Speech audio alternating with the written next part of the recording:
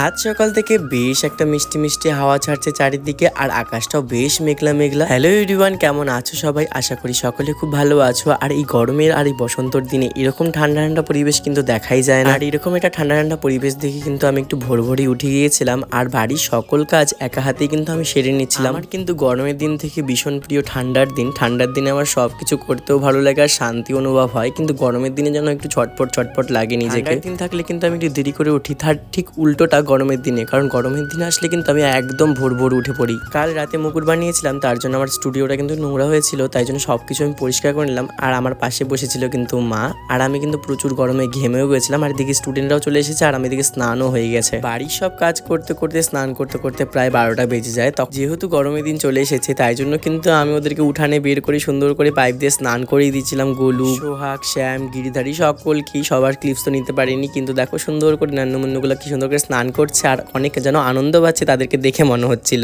গোপালের রোজকার জামা কাপড় কিন্তু রোজকাই ধুয়ে দেওয়া হয়, আর প্রত্যেকদিন নতুন নতুন জামা পরানো হয় ওদেরকে। জামা কাপড়গুলো রোদে দিয়ে এসে আমি কিন্তু গোপাল সেবায় পুজো করতে বসে পড়ি। আর এইদিকে দেখো কৃষ্ণের চরণে আমি কিন্তু তুলসী পাতা দিয়ে পুজোটা শুরু করে নিলাম আজকে। তোমরা কারা কারা আমার ব্লগটি কোথা থেকে দেখছো অবশ্যই কিন্তু হরে কৃষ্ণ বলে সেই জায়গাটার নাম লিখে যাবে আজকে। আর কারা আমার ব্লগটি কতদিন থেকে দেখো সেটাও কিন্তু আজকে কিন্তু কমেন্ট সেকশনে আমি দেখতে চাই। আজ আমি ভোগ বানানোর সময় পাইনি, তাই জন্য কিন্তু কাজু আর কিশমিশ দিয়ে গোপালকে ভোগ দিয়ে দিয়েছিলাম। আর এইদিকে দেখো আমার কিন্তু পূজাও সেরে নিচ্ছিলাম আস্তে আস্তে। আর পুজোর পরে ধূপধুনার গন্ধ ঘরের মধ্যে আসতে না মনটা কেমন জানি শান্তি অনুভব হয়। আর এইদিকে দেখো আমার গোলু সোনা সবাই বসে আছে। আর যেহেতু আমার এখন মেকআপ ব্যাচ চলছে, তার জন্য কিন্তু ওরা সবাই প্র্যাকটিস করছিল, ওরা সুন্দর করে প্র্যাকটিস করছিল। আর এইদিকে দেখো আমার ছোট্ট একটা মিষ্টি মা আমার কিন্তু ঘরেই থাকে সবসময়, দোলনায় বসে হাওয়া খাচ্ছিল, আর জানলাটা কিন্তু আমি খুলে দিয়েছিলাম। দোকান গিয়েছিলাম, বাইরের আবহাওয়াটা এত সুন্দর লাগছিল, ভিডিও না করে আর পারলাম না। আমার কিন্তু একটা অনলাইনের কলকা ক্লাস শুরু হচ্ছে, যেটার ফিস থাকছে মাত্র 3000 টাকা। তোমরা যারা যারা কলকা শিখতে যাচ্ছ, ব্রাইডাল কলকা, গাছকৌটো, কুলো এবং নানান রকমের ডিজাইন করার জন্য আমি কিন্তু অনলাইনে ক্লাস করাচ্ছি। একটা 8 দিনের ক্লাস,